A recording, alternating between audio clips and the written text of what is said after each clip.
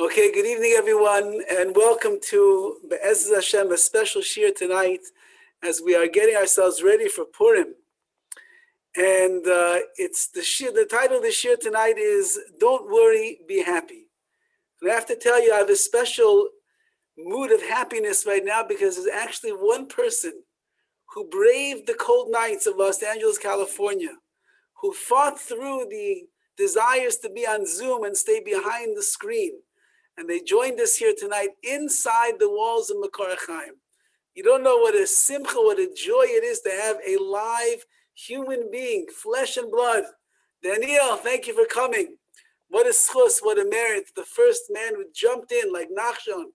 Nachshon was standing by the edge of the sea and Hashem said, just jump.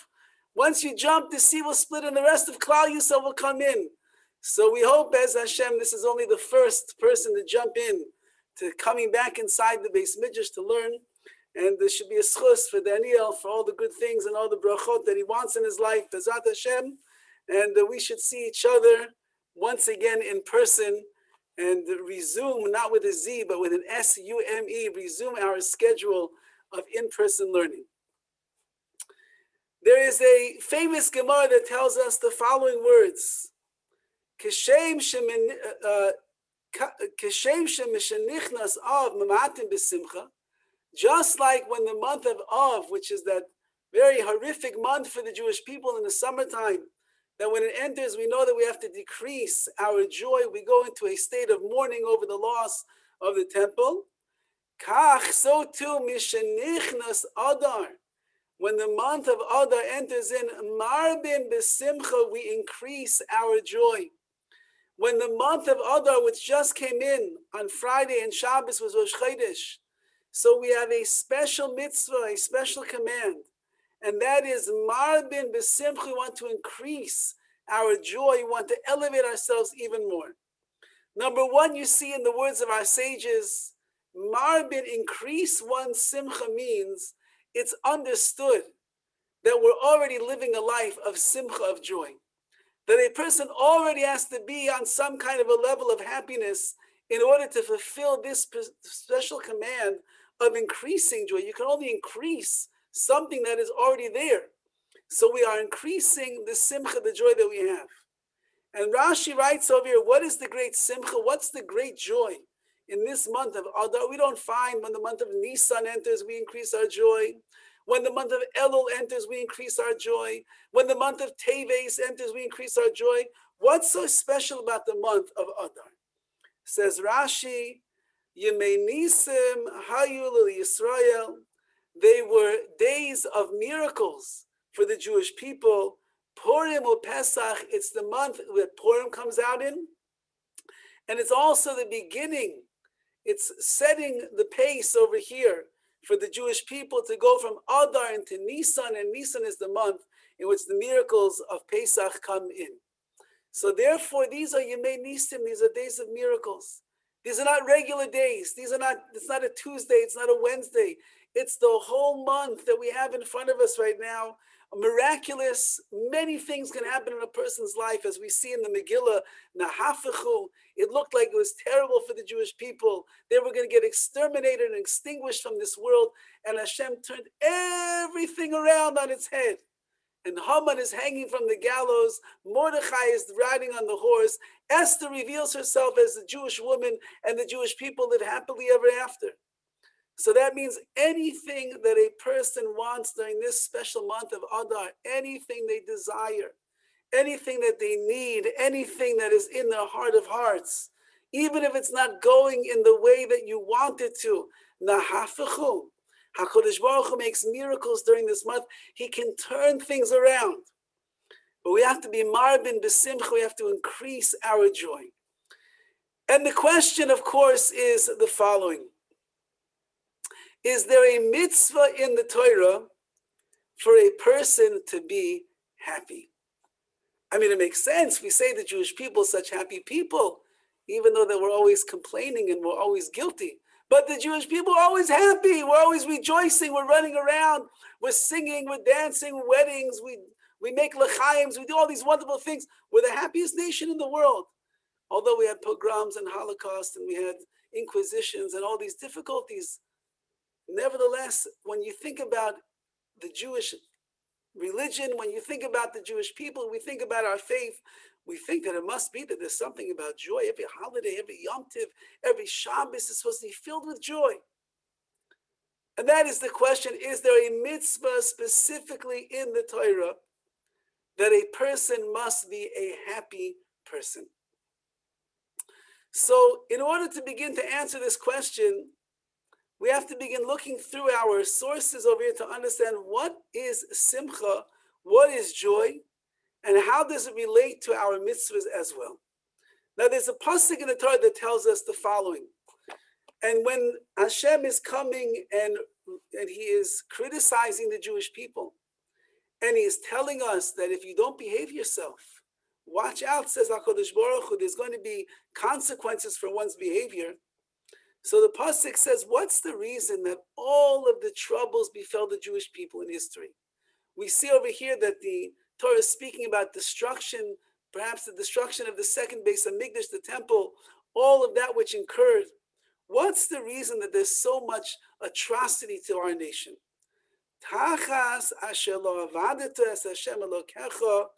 Because instead of serving HaKadosh Baruch Hu, your God, besimcha, with joy, ubetuv levav, and a good heart, meroiv kol, from all the good that you had, you served HaKadosh Baruch Hu, or you didn't serve HaKadosh Baruch Hu, there was no joy, there was no happiness that was there. So we see a wondrous statement in the Torah, and that is that the reason that so many tragedies befall the Jewish people, the reason that so much destruction, so much hatred in the world has befallen our nation, is because we did not serve HaKadosh Baruch Hu b'simcha, with joy, u'bituv levav, with a good heart, which would certainly sound like the Torah is requiring us, as part and parcel of the service of Hashem, there must be happiness, there must be joy, we must rejoice over that which HaKadosh Baruch Hu does for us. And yet if you comb through the Rambam and other didactors of these 613 mitzvahs, you are hard-pressed to find a mitzvah that says you are obligated to be besimcha, you are obligated to be happy and to rejoice.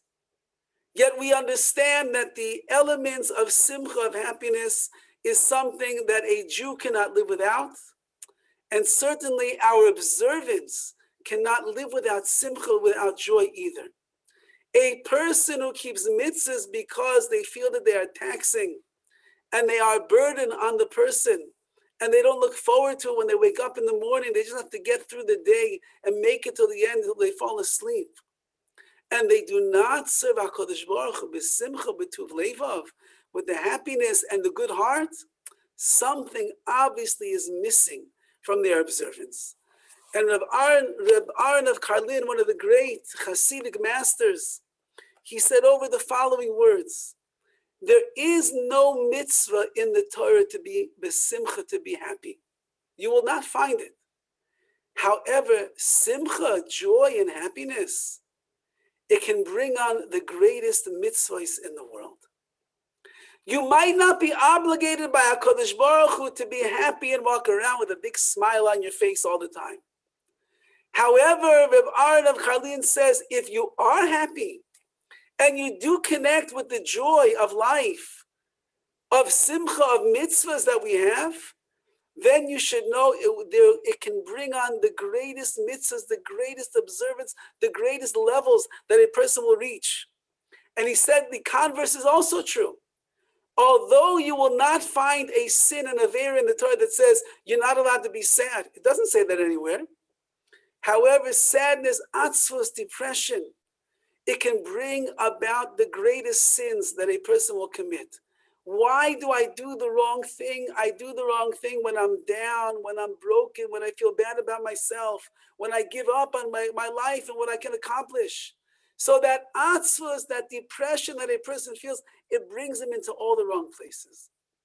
But simcha, when a person is happy, when a person rejoices, when they're proud and they're confident, they feel good about themselves, about their God, about their religion, about their nation, So then that person gets fired up into the world of mitzvahs.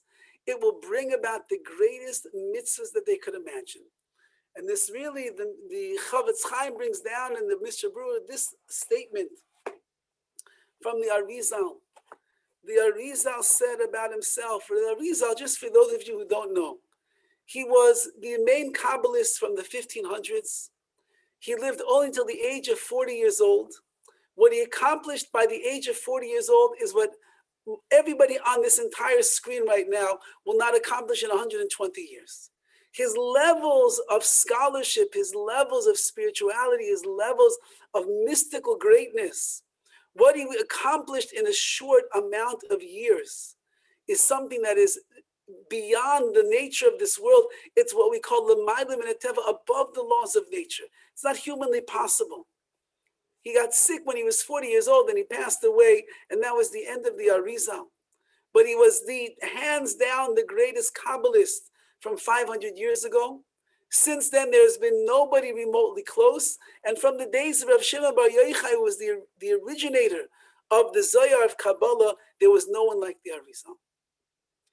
They once asked, or the Arizal said, how is he Zoich? How did he merit to have such high levels of Kedusha, of holiness, of mystical awareness, of wisdom, of insight? He had what's called Ruach HaKodesh. He had divine inspiration to understand things that nobody else understood. Where did he get all that from?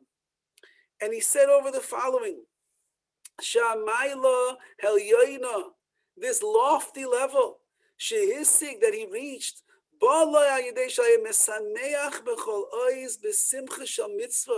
because he rejoiced with all of his strength over the joy of the mitzvahs that he was performing and that he was keeping. The Arizal, the holy Arizal, said it wasn't because I learned so much and I knew so much and I had this lofty soul that was above and beyond everybody else. I had a special trait that I cherished in my life. And that was that when it came to doing mitzvahs, I rejoiced. I was so happy. I was so excited. I looked forward to the opportunity to be able to serve HaKadosh Baruch Hu b'simcha. Like it says, like we say in Tehillim, David HaMelech certainly understood this better than anybody. King David was a man who was always on the run, running from his enemies. He was running from his own children who were trying to kill him. He had naysayers. He had the whole world popular opinion was against him. He was sick. He was ill. He was running here, running there, hiding out in caves. It had a miserable life. And yet David HaMelech, if you go through all of Sefer Tehillim, you will see he didn't allow himself to get down. He did not allow himself to wallow in his pity and his misery. He didn't say, "Oy, Hashem, how could you do this to me? What's going to be?" No. On the other hand, David HaMelech, he strengthened himself in his emunah every step of the way. He continually pleaded with HaKadosh Baruch Hu to change the situation and help him get through it with all the internal strength necessary. And then he writes over here, Ivdu es Hashem b'simcha. A person must serve HaKadosh Baruch Hu with simcha, with joy. Bo'u lefana mirnana, and then when you come before HaKadosh Baruch Hu, there will be rina. You'll be singing out praises to Hashem. And the Mefarshim, the commentators say, on these words over here, the Malbim writes, he says that when a person goes to work, for Basav Adam, for a person of flesh and blood, a human being, very hard to find a person that goes into work completely trusting and satisfied that the job is 100% the best. The boss is always going to take care of him. The boss is always going to give him what he wants. The paycheck is going to come. Everybody knows, especially coronavirus days right now, nobody knows, will they get a full paycheck? The landlord doesn't know, is he going to get all the rent? He doesn't know. A person goes to work. Some days he likes his job. There's days he doesn't like his job. The other employees bother him. They don't bother him. The deal fell through. The deal went through. He owned Bitcoin. He owned GameStop. He made billions of dollars. He lost $700 million and he's no longer in the world. All the crazy stories that we've heard over the last few weeks. Says the Malbim, when a person goes to work and he's working for another human being. So there's always a little bit of a lack of either happiness, a lack of true trust that the job is what it's cracked up to be. He doesn't know he's going to get when he's going to, it's bonus time. Now the end of the year is coming, it's bonus time. Is he going to get the bonus that he thinks he deserves? He doesn't know. Last year the boss was pretty nice to him. The year before he wasn't so nice. Now it's another year. He worked very hard this year. Is HaKadosh Baruch Hu, is the boss going to give him the bonus he's looking for? Person never knows. And there's always a little bit edge, unnervousness, unsettledness.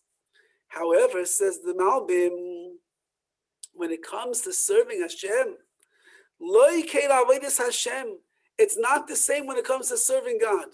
She atzma haschar ve'atachlis avodah zu tiyeh b'simcha. He says, the mere fact that you are serving HaKadosh Baruch Hu, that you show up in the morning, you go through the day, you come to a Yom Tiv, you do another mitzvah, that itself is the intrinsic and the inherent reward that a person is going to receive in this world, and more importantly, what they're going to receive in the world to come.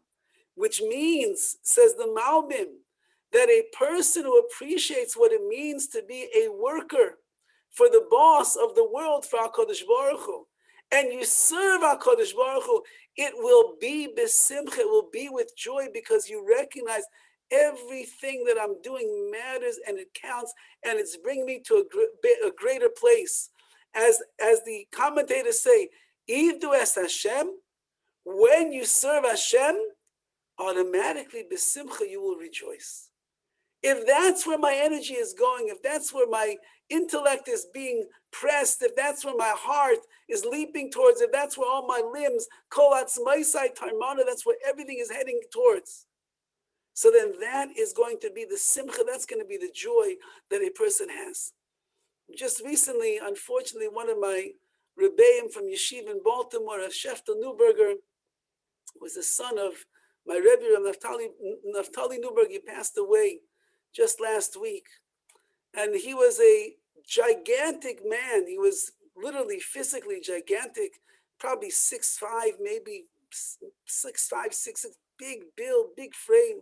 He was a chazan par excellence, a powerful, booming voice.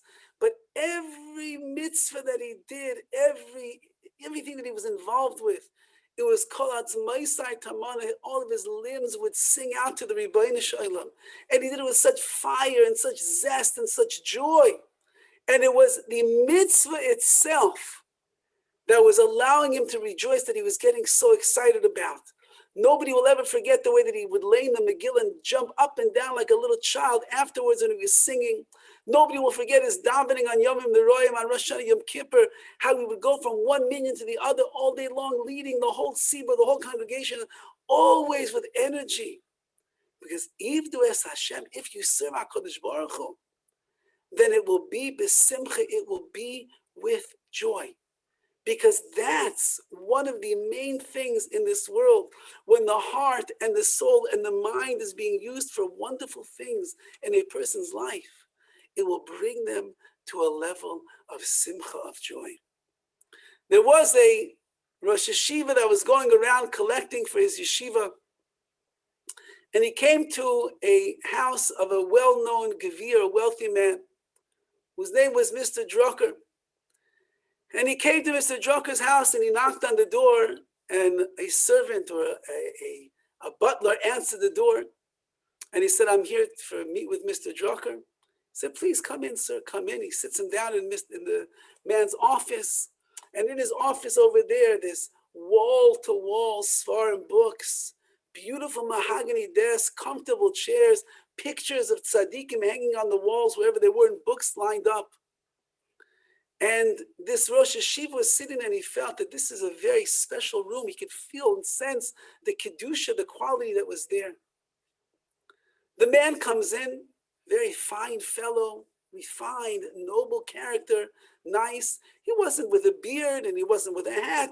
He was just a nice, frum, ehrlich person. And he sits down with this Rosh Yeshiva who he never met before, ever met before. And he says, what can I do for you? And he says, I'm here for my yeshiva. And he asked him, what kind of yeshiva do you have?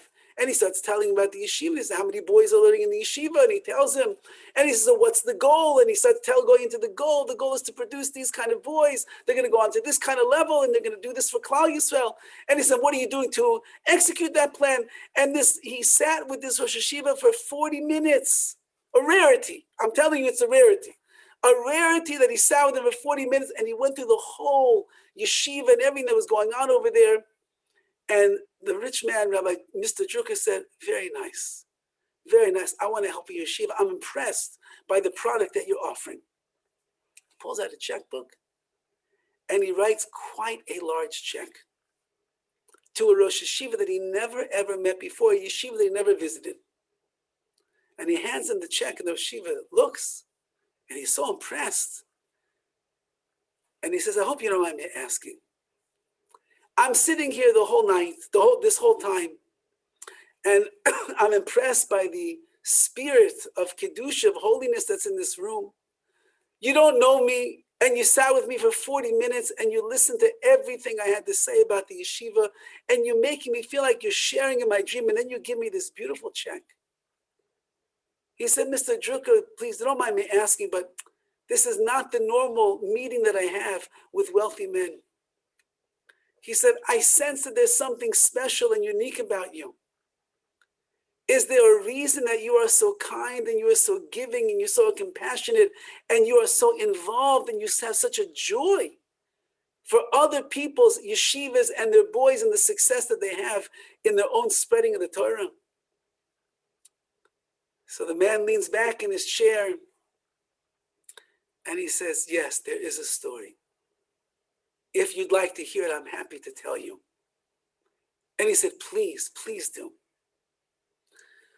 So he said, many years ago when I was a young boy living in Europe, I was, Baruch Hashem, I was blessed with a very good head. And at a certain point in the small village that I lived in, I had outgrown the tutelage of the Rebbeim and the scholars that were there. And so my father, who was a scholar himself, decided it was time to send me to a neighboring town, which was quite a distance. And there was a large yeshiva with great rebbeim and great sages. And I would go and I would advance in my studies in that yeshiva, so I would be able to learn and to continue growing in the direction that I was. I was a young boy at the time. I was very nervous to go. My parents packed me up a little bag of food and a few kopecks that they had that they could give me. And they sent me on a wagon that would go across to get to this other town. And it was a 1 or 2 days journey to get there. About midway into the journey, I started finding myself very hungry. I reached into my sack and I began eating the morsels of food that my mother had packed for me. And by the end of the first day, I had nothing left to eat. The wagon continued traveling. And 24 hours later, I land in the yeshiva. I am exhausted. I am starving. I am hungry. I am homesick. And I'm not really in the greatest of moods. So I come to the yeshiva, and I get there somewhere around twilight, and I see that the boys are going to eat. Wonderful, I came just in time. I find one of the rebbeim that is there, and I tell him, listen, I just came from this town. I'm here now, and I'm starving, please. Are there any extra meals for dinner? And the Rebbe tells me, I'm so sorry. I wish I would have known you were arriving now. I would have arranged. But the way that it used to work in those days was called esenteg. Esenteg meant eat by somebody else's house. You go to eat in somebody else's home. And he said, all the boys already went to other people's homes. The homes are taken. Everybody ate already. There's not an extra meal in this town. So I started crying to this Rebbe. I said, nothing, I'm starving. I've been traveling for 2 days. So he thinks for a moment. He says, you know what? There's a widow and her orphans a little bit on the outskirts of town. They don't have any money. They don't have much food at all. but she always asks me, could I please send Bachim from the yeshiva over there for a meal? I feel bad doing it, but you don't have another choice, so you know what? I'll send you over there. I can't promise you'll get a meal, but you'll go there, you'll see. So I said I was feeling pretty down, very lonely, and I walked to that little tiny shack on the outskirts of town. And as I walk towards the fence of the yard, I see 6 little children running around, tattered rags, but they're running around joyously happy, playing like you've never seen kids play. And as I walk into the gate, suddenly the kids stop and they come running over to me and they say, "Hey, Talmud Chacham, hey, Talmud Chacham, hey, Torah scholar, hey, Torah scholar. Look, Ima, look what Hashem brought us today." And they start dancing around me and they're singing me songs about Torah, Torah Hashem, Temima. And I'm looking, me? I'm a little kid. I just came from the other town. I'm starving, exhausted, I'm tired, and I'm frustrated. I can't get something to eat. But they were so happy and they were dancing around. They made me feel like $1 million. And their mother comes and welcomes me into the house. And they prepare the kisei hakavod, the throne of glory, the most prestigious chair at the table. And the mother brings out the plates. There's 6 children, there's me, and there's the mother. So they bring 8 plates out and they put them down in front of everybody. And then the mother brings out a large bowl and she begins serving onto the plates. And she has her 6 children have. And when she finishes serving the 6 children, she says, "Children, there's no more food left in the bowl. What are we going to do for our honored guest, the young Talmud Chacham, the Torah scholar?" And suddenly each one of those children takes a spoon and scoops out a larger portion than's left on their own plate, and they pile it onto my plate. And at the end of those 6 little children piling up my plate, suddenly I have a heaping plate of food, and every one of them just has a little plate of food that's left. And I felt so guilty. And the mother said, no, you're a Talmud Chacham, you're a scholar. You're going to be a tzaddik. You need to eat, save your energy. Come eat. And I ate, and the kids ate. And after they ate, they started singing, and we started dancing again. And they blew life back into me. I walked back into the yeshiva. I felt myself a young, strong, confident Talmud Chacham. And many times over the years, I would go back to their home for another meal to sing and to dance with those kids. So this very wealthy man, Mr. Drucker, is looking now. And he says, those memories and those feelings that they gave me are etched in my heart and my soul forever. And as I was going through the war and things were terrible, I made a promise with Hashem, if you allow me to survive this war, I promise you that in the merit of that mother and those children, I will always take care of Talmidei Chachamim, of the scholars of this world. And that's why I'm so interested in what you're doing. And this really is the words of the Vilna Gaon. The Vilna Gaon writes in Mishlei the following: Ruach ish lechalkel machalehu. The spirit of a man, of a person, will sustain or satisfy machalehu, his sickness. V'ruach necheya, however, someone that has a broken spirit, mi yisa'enu, who's going to be able to carry it? Says the Vilna Gaon, she'asimcha ba al yedei ruach. The joy in a person comes through the ruach, through part of their nefesh, their neshama, the spirit that's within them. Hameshiv davar tem yishma. Who says, I'm sorry, simcha ba al yedei ruach. V'zeh ruach ish, keshe'ish tamid b'simcha. Listen to these words of the Vilna Gaon. When a person is always in a state of joy, He will be able to be mekalkel. He will sustain, and he will take care of his sickness. What does that mean? Even if sickness will befall such a person, chas v'shalom, God forbid, the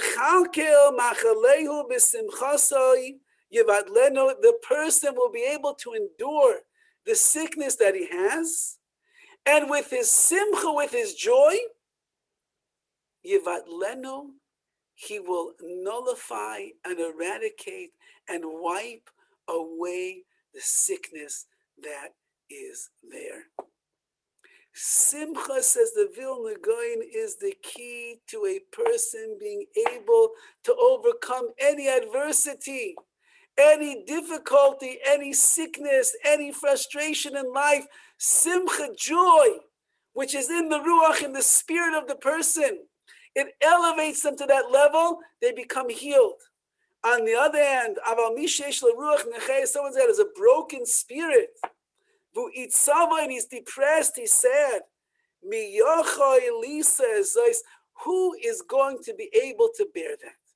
Who can bear that? Everybody knows. When you're down, that heaviness. When a person is happy, they are light. Even if we have put on too much weight during Corona, you're still light. That's how it works. And that's what it says over here, that the simcha that a person has in their life will yechalkel, it will sustain them. It will endure them. It will allow them to get through the quagmires of this world and become great.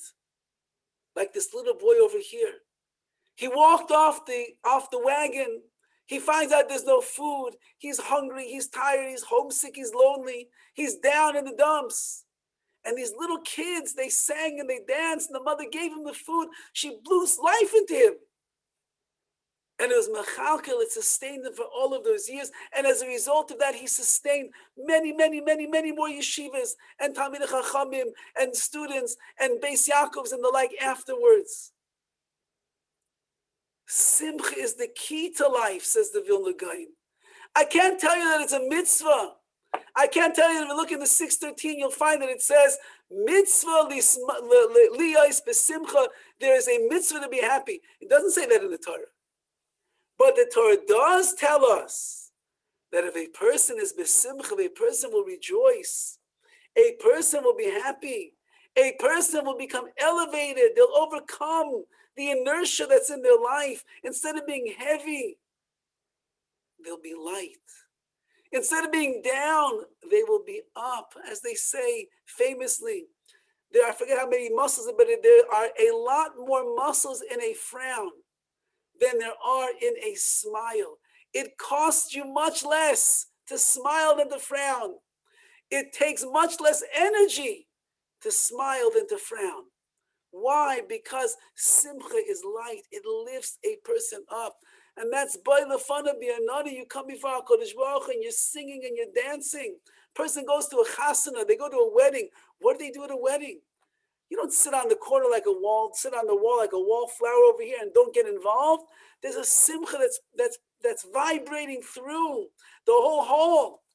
And therefore you see your feet starts tapping and your hands are moving around. And even if you're the shyest person in the world, eventually someone's going to drag you and you'll start dancing. I was once by a chasana, I was once by a wedding of a good friend of mine. And I always like to go go to the weddings and find the one not religious person that's there and start dancing with him, making him feel so like he's so great and become part of the whole simcha, the joy. So there was a guy there, he had a nose bigger than any Jewish nose I've ever seen in my life. This must have been, he was like the caricature of the Jew. And I was so excited. I found the person I'm going to work with the whole night and dance with him and make him get excited and everything.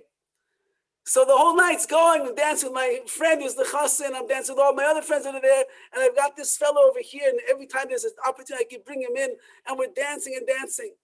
At one point, I bring him in front of the chassan, in front of the groom. And we do a whole dance in front of the groom. And then the groom jumps up and he starts dancing with me. And he leans into my ear and he says, his name is Jesus. Yeah, so you could pick the wrong one, but at least the joy that is there inside the room, it's tangible, it's contagious. And that's the way that it works over here with Simcha. Simcha is something that is to elevate, to enliven a person. And as we see, as the Arizal said, the reason that he merited to have all of these high levels in his life was not because he was such a fantastic scholar, which he was, not because he was a tzaddik, which he was, not because he never let a single word of lashon hara slip out of his lips, which is true, or that he ever ate any 1 ounce more than he needed to give himself his body sustenance, which is true. Rather, he said, what made me reach the levels that I reached, I did everything with joy. And that's what Rabbi Aaron of Karlin is saying over here as well. I'm not going to tell you there's a mitzvah to be joyous and to be happy. Nevertheless, Simcha is going to bring a person to the greatest mitzvahs that they could possibly have. As it says over here in Mishlei in another verse, the toiv leiv, a good heart, mishte samid, he's like at a chasana, he's like rejoicing at a meal all of the time. The leiv toiv, the good heart, says the Vilna Gaon once again. What does that mean? And he says, hatoiv leiv, he writes, someone over here who, he writes, aval misha masbing lashiyeshloi, someone who is satisfied with everything that they have, they can rejoice in their life. Libay samech tami, their heart will rejoice constantly. Kama ish ashem mishne bebeso. Imagine you had a wedding going on in your house all the time. You walk in, people are singing and dancing. You go off to work, you come back home at night for dinner. There's loud music blasting. You walk in and they grab you into the circle, they start dancing with you. He says, what happens by a chasana, by a wedding? You go to a wedding, you drink some of the wine, you get inebriated a little bit, you get excited, you dance, everything's riveting. But suddenly the wine begins to dissipate. The buzz begins to wear off. You go home afterwards, and it's kind of like a bit of a downer afterwards, because all of that inebriation and the elevation that you had from the externalities of wine, it leaves you. But a toiv leiv, a good heart, a heart that is filled with joy, simcha doesn't leave. Simcha is continuous, tamid, constant. It is the greatest elixir of life, says the Vilna Gaon. Mashenken atoiv levu tamid sameach. Someone with a good heart is constantly going to be happy. Just as if you would be at the wedding and you're drinking that wine and it puts you in such a high state, and you go and you dance and you rejoice and you're happy as could be. The leiv toiv, the good heart, the heart that appreciates, that values what it has, that sees the good in the world, the mitzvah sees the good in his life. That person can rejoice all of the time, and that person will be happy. And therefore, as we come to the Yom Tov of Purim, and we're gonna be toiv leiv, we're gonna drink. There'll be wine. We get shasa yain. We drink the wine. We get to that buzz that's supposed to take us to a new level. Think to yourself. Maybe this year we'll think, while we're in that state, that transcendental state of being a little bit drunk on Purim, and we feel so good and we're so happy. Recognize, if your heart will always be good, then you will reach that level of simcha tamid, of constant happiness. And when unlike the wine, which disappears after a while and you go back down to normal, the heart that is good, that is rejoicing, that is happy all of the time, it will be able to maintain its equilibrium in that place. And so now we come back to our original statement. Mishenichnas Adar Marbin B'Simcha. From the time that the month of Adar enters in, Marbin B'Simcha, we must increase our joy. Which means HaKadosh Baruch Hu says, I know you've been happy the whole year. I know you have maybe bouts, one day yeah, one day not. In the same day, you could have 20 different bounces back and forth, happy, not happy, up, down, down. Like the spiritual yo-yo, walk the dog, go someplace. Says HaKadosh Baruch Hu, you're working, you're striving to be happy. In this month is special. It's the month of Nahafachu, the month that HaKadosh Baruch Hu, he turns things around. He makes Nisa miracles, V'niflois wonders. He made a Purim story. It's getting us ready for Pesach, for the Geula, the redemption from Egypt. When a person begins to realize just how much HaKadosh Baruch Hu cares about us and takes care of us and wants us to be close to Him, and He will make miracle after miracle after miracle for us, how could a person not rejoice? How could they not be the Toiv, Leiv, Mishte, Tamid, constantly serving HaKadosh Baruch Hu, B'simcha, like the Malbim says, the mere fact that you serve Hashem, and you recognize the inherent value in the service and the mitzvahs that we're doing, that itself brings the person to the greatest levels of joy possible. And then we pull ourselves out of the inertia, the heaviness which weighs down on our shoulders, which weighs down on our heart, which goes into our intestines and causes all the different noises and everything that's going on inside of there. It goes away. Like the Vilna Gaon says, Simcha will heal you. Simcha, joy, will sustain you. Even if chas v'shalom, God forbid, there will be machalasai, there will be a sickness that comes on a person. If they will be at peace and they will be at joy, it will be a healing, soothing agent for that person. And that's the precious midah, the trait, the attribute of simcha that we are trying to accomplish. And that's what it says in the Megillah after all is said and done. And the Jewish people have conquered the enemy, Haman HaRasha. And instead of being extinguished from this world, we are shining bright as the chosen people. The Pasuk says, La Yehudim, to the Jewish people, Haisa oira v'simcha, there was light, v'simcha, and joy. V'sasa, in happiness, v'yikar, and value, preciousness. The Jewish people, they stood the test of time. They went against the tides of Haman and Achashverosh. They continue to find deep in their hearts the well springs of emunah, faith, and they believe beyond the shadow of the doubt that if we'll throw it all onto Hashem, Hashem's going to take care of it. Everything is going to work out for the best.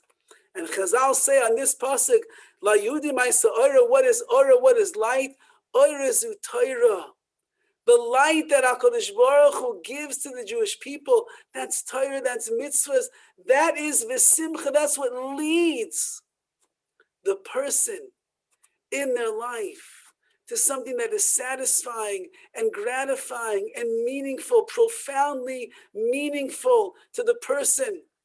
And when your mind and your heart and your neshama is aligned, and a person is able to harness in all of their energies for the sake of Ivdu es Hashem, to serve HaKadosh Baruch Hu, which is the aura, which is the light that comes through Torah and through mitzvahs, then v'simcha, you're going to rejoice.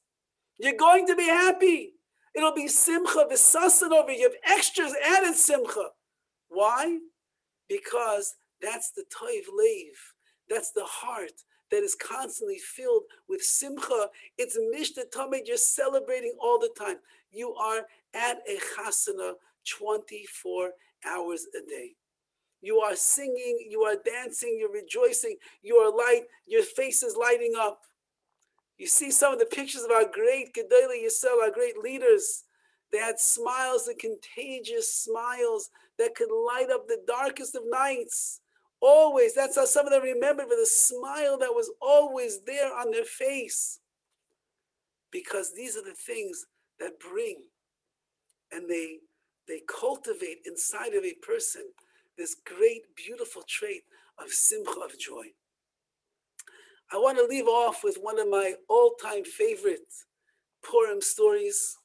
If you've heard it from me in the years past, a little review will never hurt.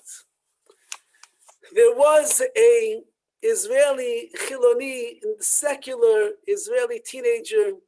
He'd been through the army already in Israel. And after the army, as is known, many of these young men and women, they are on a search. They're on a search for the meaning in their life. They went through wars sometimes. They lost good friends next to them in the battlefields. training and hard work and fighting. And after the 3 years of being in the Israeli army, there's just a lot that is on a young man or woman's mind. So this particular fellow, we'll call him, I don't know, we'll call him Gadi. Gadi was looking for meaning in his life. He lived in Tel Aviv. One day in Tel Aviv, he sees a sign that's hanging up that there's a rabbi giving a shiur, giving a class. Interesting, he says. The topic caught his attention. And he went to the class, and he was mesmerized, and he was very intrigued by what he heard. And time went on, and he began getting more and more into it. And slowly but surely, he began to start keeping a religious life. And he was so impassioned about this, he began telling his friends who were also looking and searching and trying to figure out what is life all about. And slowly but surely, one by one, his friends began coming with him. And there was a whole group of guys that they started becoming religious. Purim was around the corner. And Gadi said to his friends, listen, we have to do something called a Purim Suda. We have to make a festive meal for the holiday. Where are we going to make it at? He says, you know what? I have the biggest salon, the biggest living room. My father's a nice guy. He's not so excited that I'm religious, but fine, he's a nice guy. You know, I'm going to ask my Abba, we'll see, maybe he'll let us make the party over here.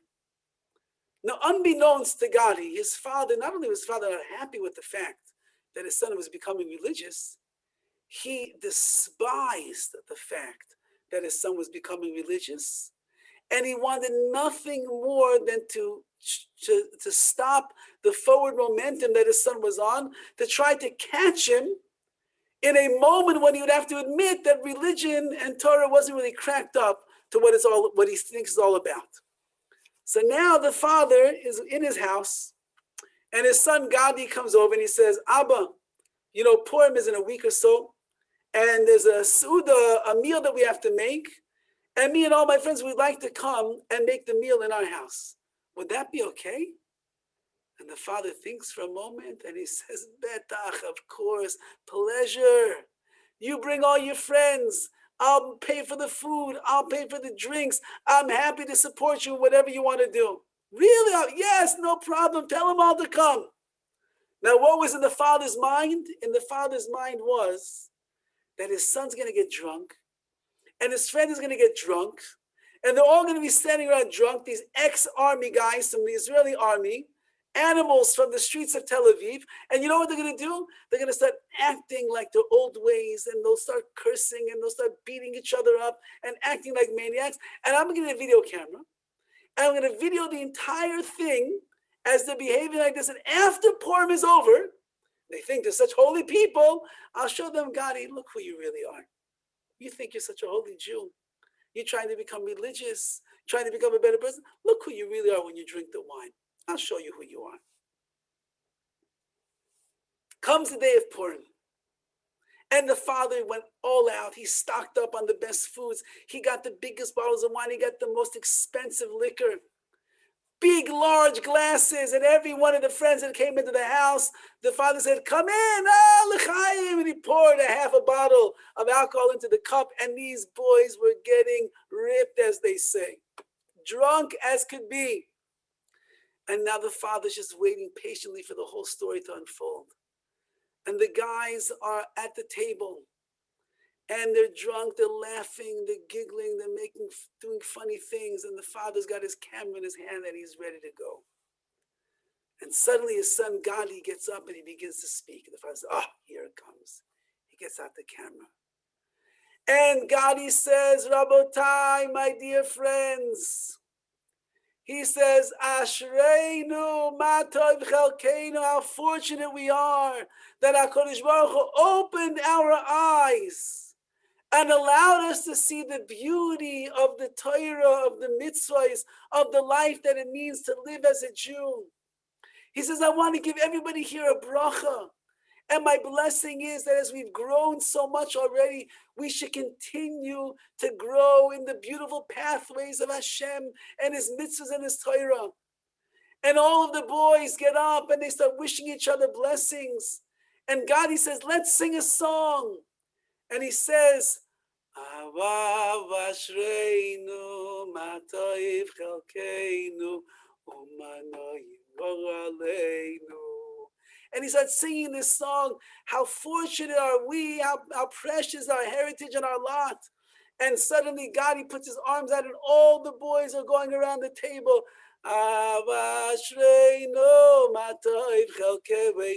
And tears are streaming down their faces. And the father is videotaping everything.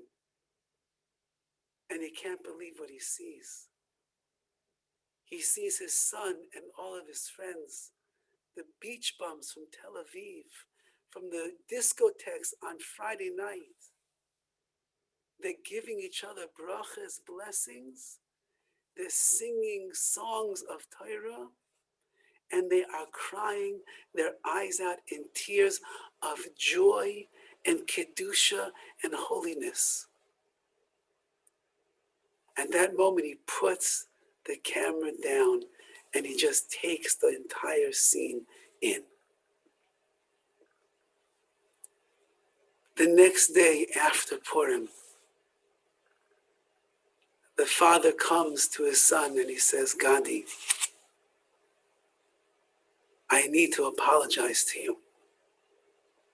When you told me you wanted to make a Purim Suda in my house, I thought I'm going to take advantage of you getting drunk. I figured you'll drink. You'll start acting like a wild man, you and your friends, you'll misbehave, inappropriate, I'll get you on video, I'll show you who you really are. And so you'll realize that this whole thing about becoming religious, it's a farce. He said, and the only reason that I raised you as a non-religious boy is because after the war was over and I survived and I came to Israel, I decided that a God that could do such horrible things to his nation, there's no way that I'm going to believe in him and follow his commandments. So I decided to live a life with nothing religious at all. I thought there I would find my happiness and my joy. There I would find my confidence. I would find myself. And I raised you and your siblings that you should know nothing at all about Judaism, about the religion, about the Torah, about the mitzvahs, because I didn't want you to get locked into a world that leads to devastation. He said, but yesterday when I was watching you and your friends, the more you drank, the holier you became. The holier you were, the more you professed the purity that was in your heart and your soul. And when you sat there, you stood around the table with your arms locked together, singing that beautiful, beautiful song, how fortunate we are for our heritage and our Torah. I began to realize that you're the one who has the secret to life. You're the one who has Simcha. I'm the one who is missing out. So my dear son, please, I'm asking and I'm begging you, please teach me what it says in our Torah as well, so that I can have that simcha, that joy that I saw emanating from you and your friends yesterday on Purim. And of course, Gandhi brought his father in as well. And the father became a Baal Tshuva. And today Gandhi and his beautiful mishpacha are living lives besimcha, ivdu es Hashem, besimcha, where they serve HaKadosh Baruch Hu with joy. May we be zeicher, as the month of Adar has already come upon us, that we are to be marbin besimcha, we are to rejoice, to increase our happiness and our joy. Let us find the miracles or the places that we need the miracles. The Nahafichu Hashem can turn things around in our life. Let us find that a happy heart, which is tamid, which is constantly in a state of joy, it's greater than a chasana, than a marriage. It's greater than a wedding and all the alcohol you can have in your life. The alcohol will wear off. But happiness will become so deeply enrooted in one's heart, it will stay there forever. Instead of being heavy with atzvos, with depression, and bearing the weight of the world on our shoulders, let's be light and free, like the Vilna Gaon says. It's mekalkel, simcha. It sustains and nourishes a person. It will even get rid of their chaylim, their sicknesses. On the other hand, a person who allows themselves into that dark world of depression and heaviness, what's going to be able to carry that burden in their life? Nothing. And if we'll think like the Arizal, that the Arizal, with all of his godness, all of his greatness, all that he accomplished, he pinned it on one thing. He took all of his might, all of his energy to the mitzvahs b'simcha, with joy. And when he did that, it was elevating, he said for himself. And that's why he was zeicher to be the great Kabbalist. That's why he merited to be the person who his words are still living 500 years after his death. Because when a person lives a life of joy, when they live a life of simcha, when they have the oira, la Yehudim Aisa oira, they have the light of Torah and of mitzvahs in their life, it gives them simcha, visasa, and happiness and joy. And in that merit, just as HaKadosh Baruch Hu brought the miracles to the Jewish people in the times of the story of Purim, and he was mahapechu, he took everything and turned it the exact opposite. Haman is on the gallows, the Jewish people are going into freedom and victory.